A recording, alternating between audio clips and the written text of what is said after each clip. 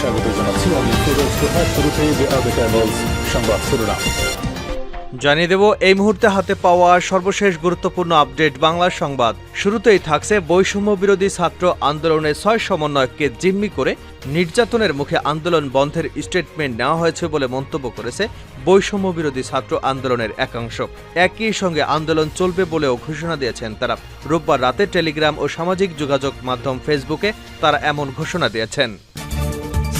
এবারে জানাবো কোটা আন্দোলনকে কেন্দ্র করে এখন পর্যন্ত বিএনপির 9,000-এরও বেশি নেতাকর্মীকে গ্রেপ্তার করা হয়েছে দাবি করে বিএনপির মহাসচিব বলেন, নেতাকর্মীদের চোখ হাত পা বেঁধে শারীরিক নির্যাতন করে স্বীকারোক্তি আদায়ের চেষ্টা চলছে। জানাবো নোবেল বিজয়ী অর্থনীতিবিদ ডক্টর মোহাম্মদ ইউনূস সরকার বিরোধী হিসেবে মাঠে নেমেছেন বলে দাবি করেছেন আওয়ামী লীগের সাধারণ সম্পাদক ওবায়দুল কাদের। তিনি বলেন, অতীতে যিনি রাজনৈতিক দল খুলে 111-এ সাড়া পাননি, যার বিরুদ্ধে মামলা চলমান, যিনি পদ্মা সেতু নির্মাণে বিরোধিতা করেছেন, তিনি আবারও সক্রিয় হয়েছেন। আগে গোপনে করেছেন, এবার প্রকাশ্যে এসেছেন। এদিকে কোটা সংস্কার আন্দোলনকে কেন্দ্র করে সৃষ্ট সহিংস পরিস্থিতিতে আইনশৃঙ্খলা রক্ষাকারী বাহিনীর ব্রাশফায়ার ও সংঘর্ষে 266 জন নিহত হবার সুনির্দিষ্ট তথ্য পাওয়া গেছে। সরকারি বেসরকারি হাসপাতাল সূত্র থেকে পাওয়া এ তালিকা নিহতদের পূর্ণাঙ্গ তালিকা নয় বলে সংশ্লিষ্ট সূত্রে জানা গেছে। এমনই এক সংবাদের শিরোনাম করেছে দৈনিক নয়াদিগন্ত। জানিয়ে দেব, নিরপেক্ষ কমিশন করে নিহতদের তালিকা প্রকাশের দাবি জাতীয় পার্টির। বৈষম্য বিরোধী ছাত্র আন্দোলনের প্রতি সমর্থন জানিয়েছে জাতীয় পার্টি। একই সঙ্গে আন্দোলনে ন্যায্য দাবি শক্তি প্রয়োগের মাধ্যমে দমন প্রক্রিয়ার তীব্র নিন্দা জানিয়েছে দলটি। নিহত ছাত্রছাত্রীদের বীর মুক্তি সেনা আখ্যায়িত করার পাশাপাশি একটি নিরপেক্ষ কমিশন গঠনের মাধ্যমে প্রকৃত শহীদের তালিকা প্রকাশেরও দাবি জানিয়েছেন তারা। এবং সর্বশেষ জানাবো আন্তর্জাতিক সংবাদ। ইসরায়েল লেবাননের মধ্যে বড় সংঘাতের আশঙ্কা। ইসরায়েল অধিকৃত গোলান মালভূমিতে ফুটবল মাঠে ক্ষেপণাস্ত্র হামলায় অন্তত 12 জন নিহত হয়েছে।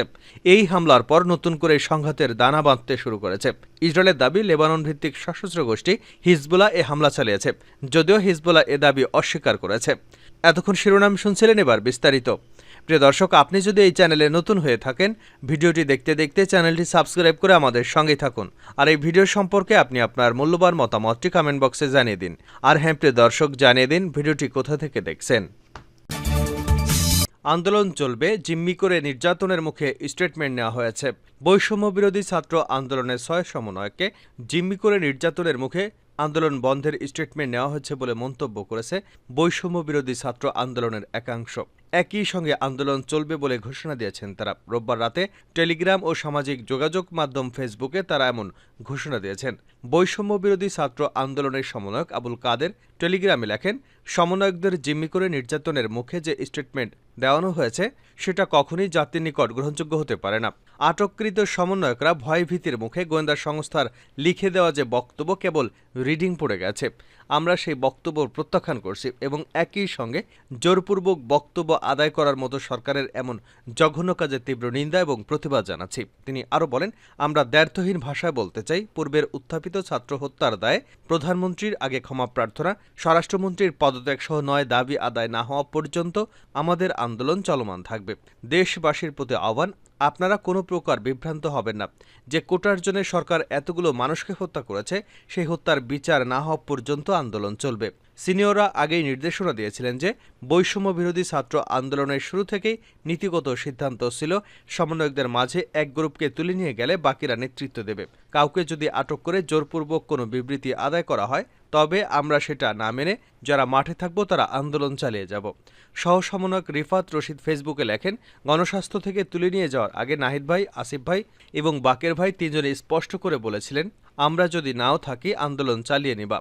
আন্দোলন যাতে থেমে না থাকে। আমাদের উপর অনেক ঝড়ঝাপটা যাবে, যারা বাইরে থাকবে তারাই অন কমান্ডে থাকবে। তাই সিনিয়রদের শেষ কথাগুলোকে বুকে ধারণ করেই আমরা আন্দোলন এগিয়ে নিয়ে যাচ্ছি। জোরপূর্বক আদায় করা বিবৃতি বাংলাদেশের ছাত্র সমাজ প্রত্যাখ্যান করেছে। আন্দোলন চালিয়ে যাওয়ার ঘোষণা দেওয়ার মধ্যে রয়েছেন বৈষম্য বিরোধী ছাত্র আন্দোলনের সমন্বয়ক আব্দুল হান্নান, মোহাম্মদ মাহিন সরকার, সহ সমন্বয়ক আবদুল্লাহ সালেহিন অয়ন, মুসাদ্দেক আলী ইবনে মোহাম্মদ খান, তালাত মাহমুদ রাফি। আব্দুল হান্নান মাসুদ বলেন, অস্ত্রের মুখে জিম্মি করে বিবৃতি আদায় ছাত্র সমাজ মেনে নেবে না।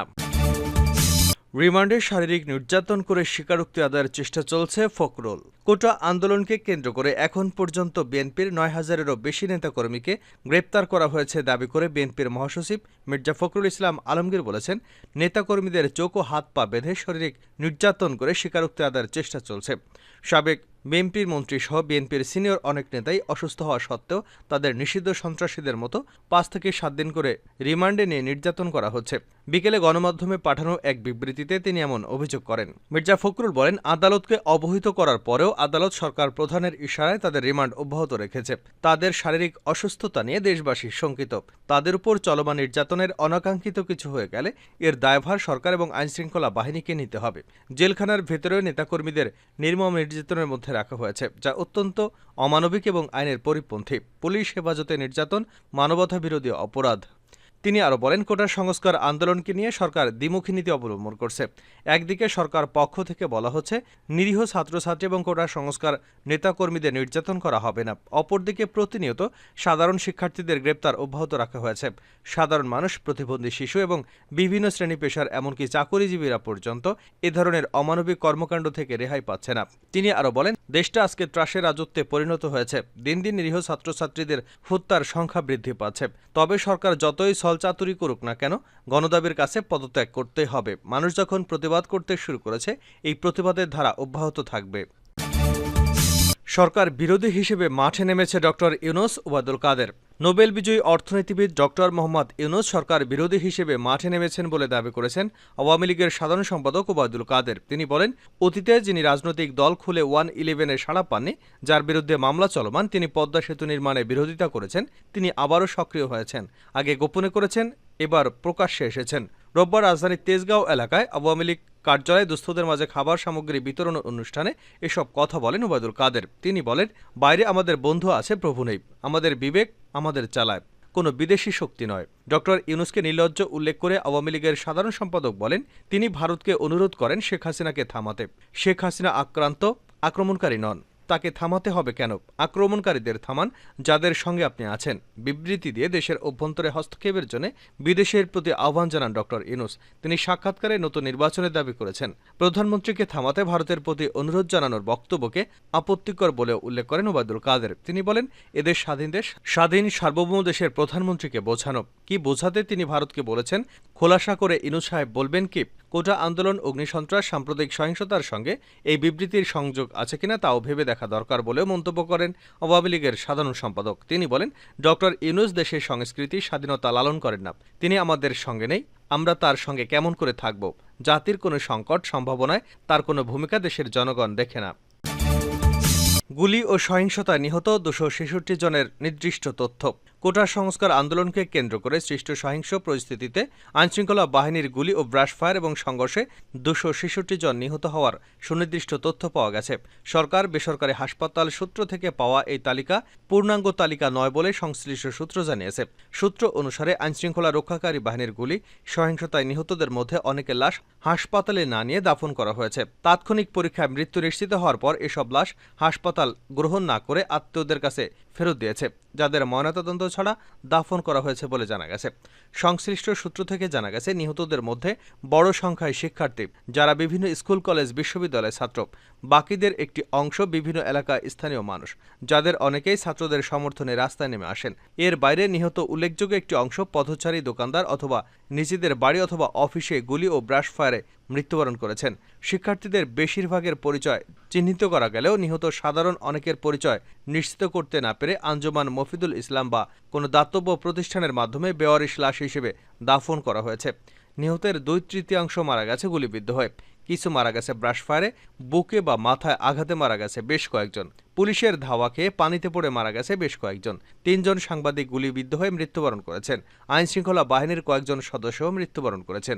নিহতের সংখ্যা নিয়ে সরকারিভাবে এখনও কোনো তথ্য প্রকাশ করা হয়নি। তবে গতকাল রোববার স্বরাষ্ট্রমন্ত্রী আসাদুজ্জামান খান কামাল সাংবাদিকদের জানিয়েছেন, সৃষ্ট সহিংসতায় তার কাছে 147 জনের নিহত হওয়ার খবর এসেছে। ইসরায়েল লেবাননের মধ্যে বড় সংঘাতের আশঙ্কা। ইসরায়েল অধিকৃত গোলান মালভূমিতে ফুটবল মাঠে ক্ষেপণাস্ত্র হামলায় অন্তত 12 জন নিহত হয়েছে। এ হামলার পর নতুন করে সংঘাতে দানা বাঁধতে শুরু করেছে। ইসরায়েলের দাবি, লেবানন ভিত্তিক সশস্ত্র গোষ্ঠী হিজবুল্লাহ এ হামলা চালিয়েছে, যদিও হিজবুল্লাহ এ দাবি অস্বীকার করেছে। ইসরায়েলের মিত্র যুক্তরাষ্ট্র জানিয়েছে ক্ষেপণাস্ত্রটি লেবানন থেকেই ছোড়া হয়েছে, তবে এই ক্ষেপণাস্ত্রটি ভুলবশত ফুটবল খেলারত শিশুদের উপর পড়তে পারে বলে সন্দেহ করছে তারা। বিশ্লেষকরা আশঙ্কা করছে ফুটবল মাঠে ক্ষেপণাস্ত্র হামলার ঘটনার পর অনেকদিন ধরে বিচ্ছিন্নভাবে সংঘাতে থাকা দুপক্ষের মধ্যে নতুন করে বড় ধরনের যুদ্ধের সূচনা হতে পারে। ইতিমধ্যে হিজবুল্লাহকে হামলার জন্য উপযুক্ত জবাব দেবার ঘোষণা দিয়েছে ইসরায়েলের প্রধানমন্ত্রী বেঞ্জামিন নেতানিয়াহু। কাতার ভিত্তিক সংবাদ মাধ্যম আল জাজিরা জানায়, রোববার রাতে লেবাননের বিভিন্ন জায়গায় বিমান হামলা চালিয়েছে ইসরায়েল। তবে এসব হামলা এত বড় ছিল না যতটা আশঙ্কা করা হয়েছিল। কিন্তু নেতানিয়াহু ইসরায়েলে ফিরে আসার পর বোঝা যাবে পরিস্থিতি কোন দিকে মোড় নেয়। জাতিসংঘের পক্ষ থেকে ইতিমধ্যে দুই পক্ষকে সর্বোচ্চ সংযম প্রদর্শনের আহ্বান জানিয়েছে। এর মধ্যে ইরানও হুমকি দিয়েছে। দেশটির পররাষ্ট্র মন্ত্রণালয়ের মুখপাত্র নাসের কানানি বলেছেন, ইসরায়েল যদি লেবাননে নতুন অ্যাডভেঞ্চার করে তাহলে পরিণতি যা হবে সেটির দায়ভার সব ইসরায়েলের উপরই পড়বে। গত বছরের 7 অক্টোবর হামাসের যোদ্ধারা ইসরায়েলে হামলা চালিয়ে প্রায় 1200 ইসরায়েলিকে হত্যা করে। ওই হামলার পর গতকালই ইসরায়েলে কোনো হামলায় একদিনে 10 জন বা তার বেশি মানুষের মৃত্যু ঘটল।